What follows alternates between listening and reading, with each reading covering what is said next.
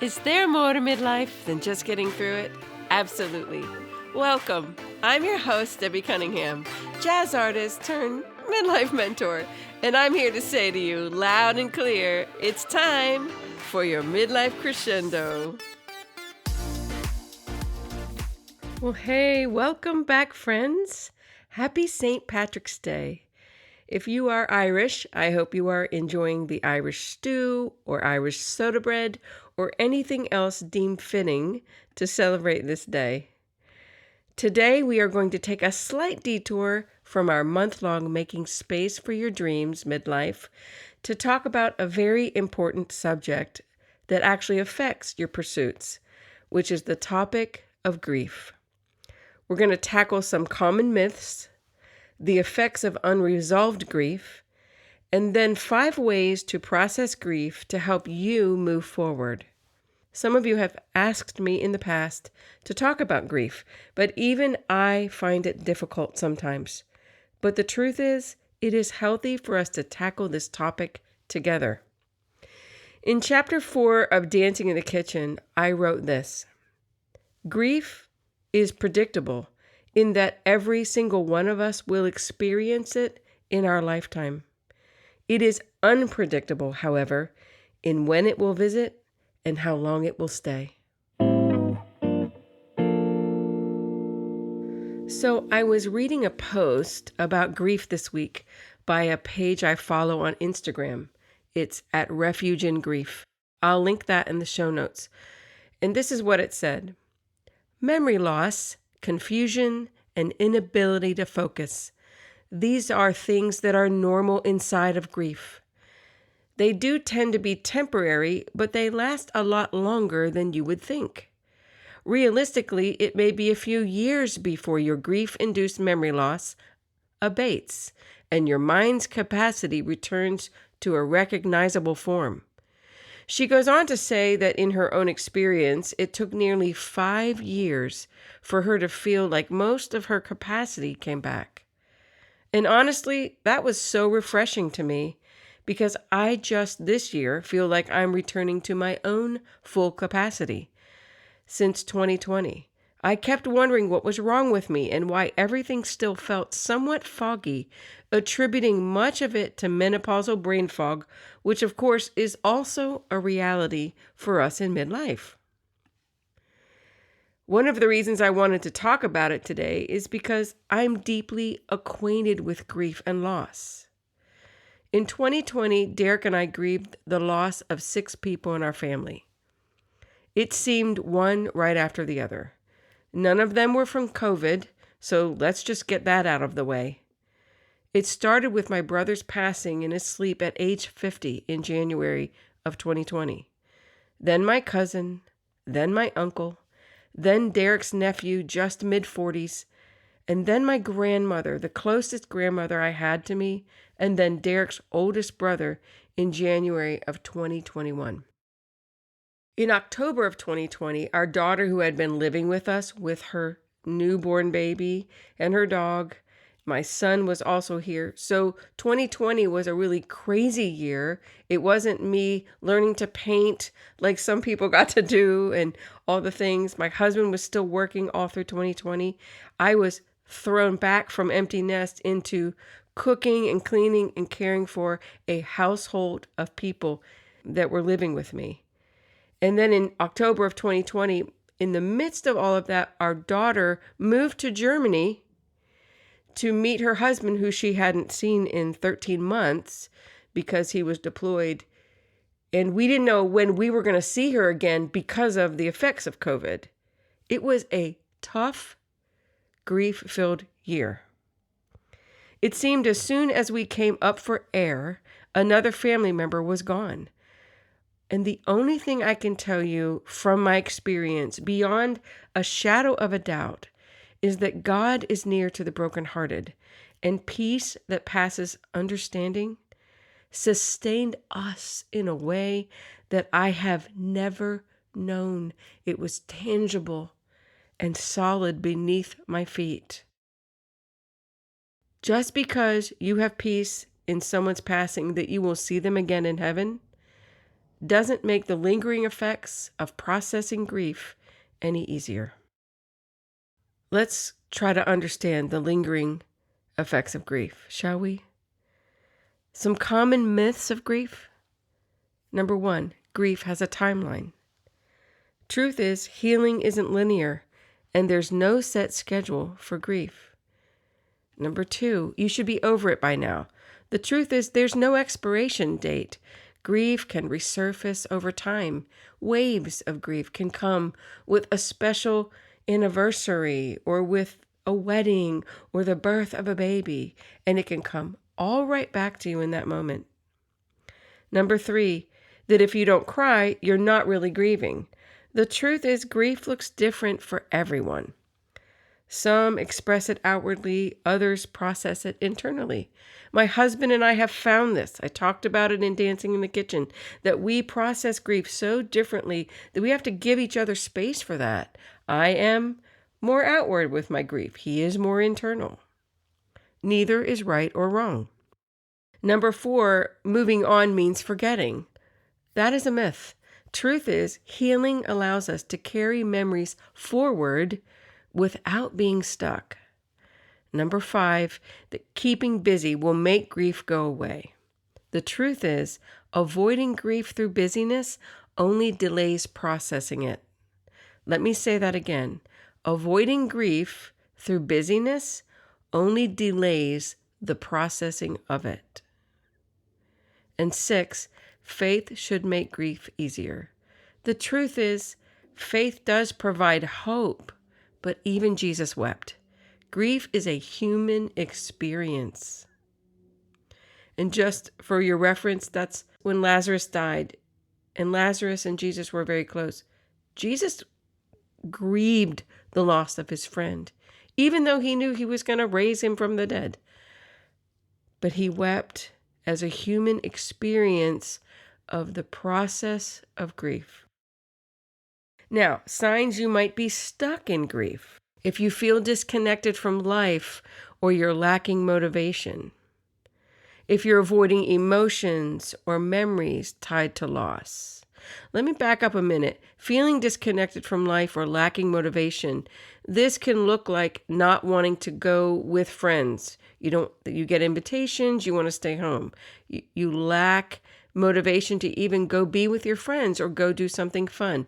If you have a friend who is grieving and you notice they're disconnected, that is normal for a season, but it's helpful when you're grieving for someone to ask you to go do something, come on, let me come pick you up and we'll go out for lunch. And sometimes you need to just show up and go over and say, hey, let's go, let me take you for coffee. Because when you're grieving, it's really hard for you to tell someone else what you need because you actually don't know what you need. So that's a really great way to serve someone who's grieving, is just find ways and be persistent. Give them some space, but then be persistent. Get them out of the house. Get them going to a funny movie. Get them going somewhere where they can laugh with friends. Really, really important because, again, we've talked about this. Cortisol is high when you have grief, and oxytocin, which happens, the hormone with love and connection, when we're having fun, when we have pleasure, when we're having fun, oxytocin raises and cortisol decreases, which is really, really important. If you're avoiding emotions or memories tied to loss, I will tell you this, talking about the memories with people who share your grief is healing and bonding. My sisters and I can talk about funny memories of my brother when we were little and how he terrorized us. But we still miss him and we cry sometimes because of our love for him. Like today is funny that I'm doing this episode today, but I needed to do it because today is my brother's birthday and my sister's birthday because they're twins. I'm going to get emotional. I told myself I wouldn't, but I'm going to be an example for you. It is okay to be emotional when you are talking about a loved one you love, who you've lost. We celebrate my sister today, and we also celebrate the memory of my brother. And those are good things.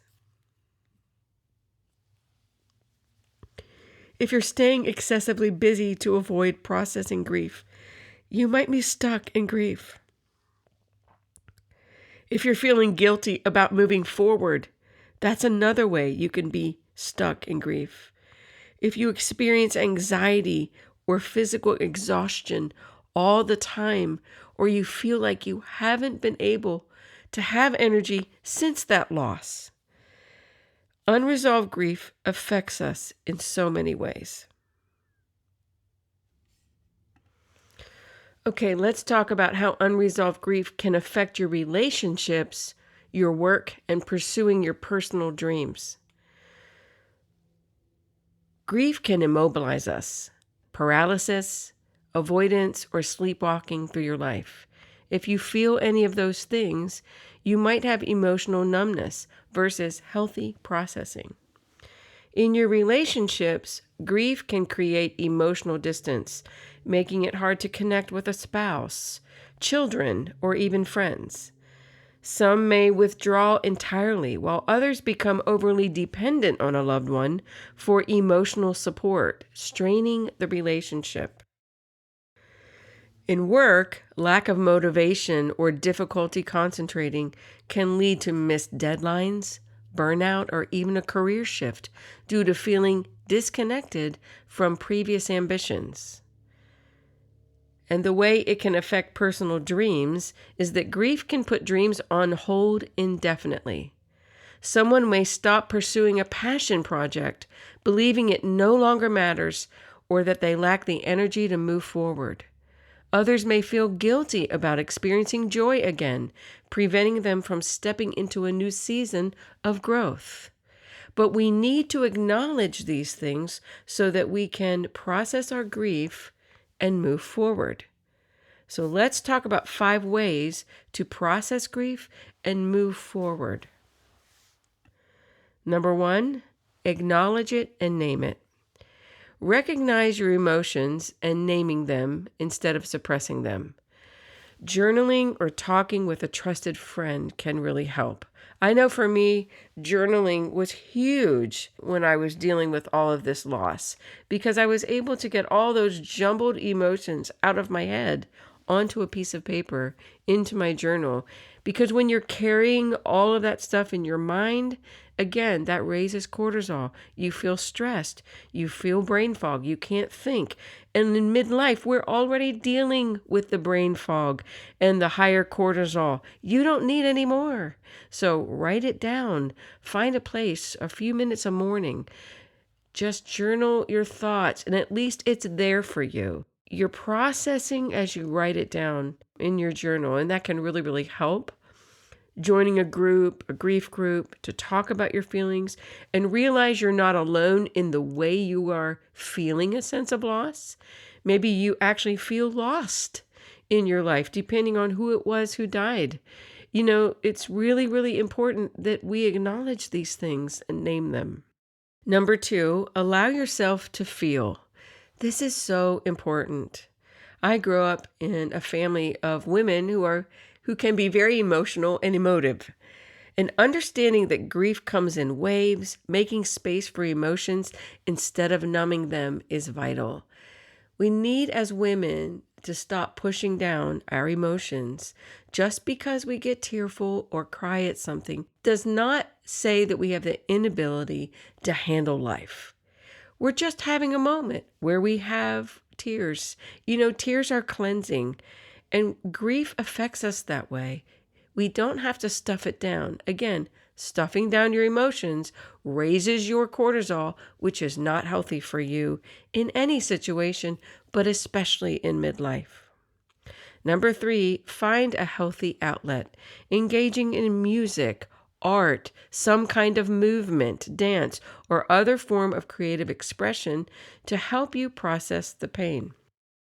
I remember when I lost my brother. So this was in January of 2020. This was only at the beginning of that long year, but that was a tough loss. It was very unexpected, and so the weeks following that were difficult. And I remember about a month later, my husband wanted to do something for me to encourage me and to lighten my heavy-heartedness.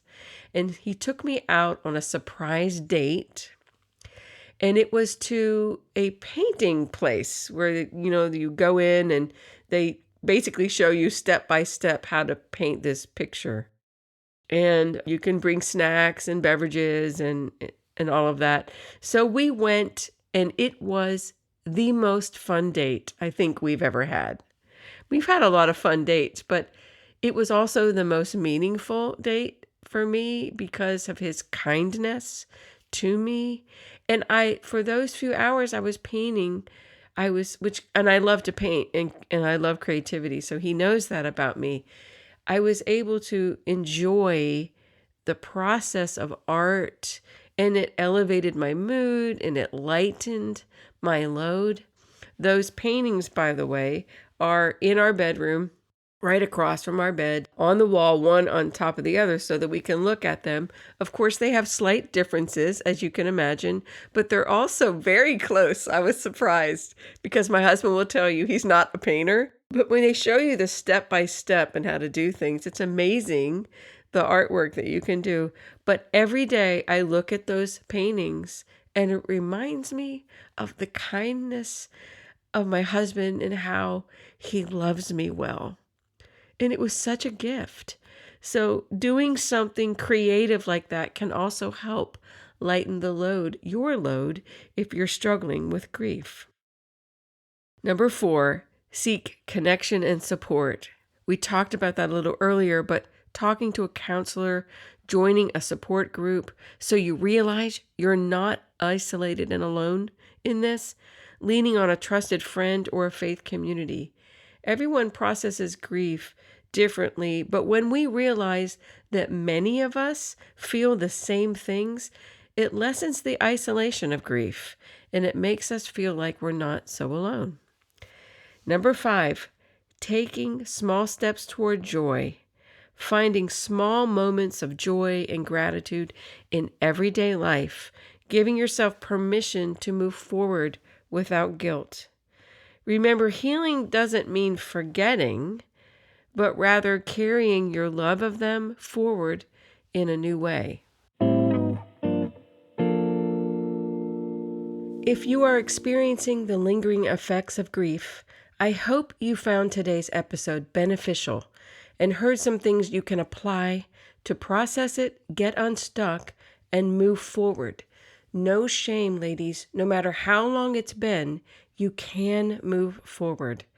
If this resonated with you, I'd love to hear your thoughts. Send me a message, DM me on Instagram, go to midlifecrescendo.com and leave a message there. Share this with a friend who might need it too.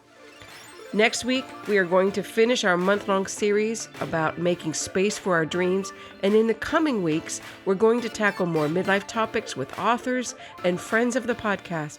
So be sure to subscribe and follow the show so you don't miss an episode.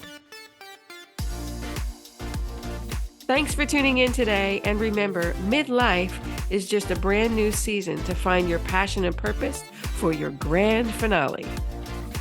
Talk next week.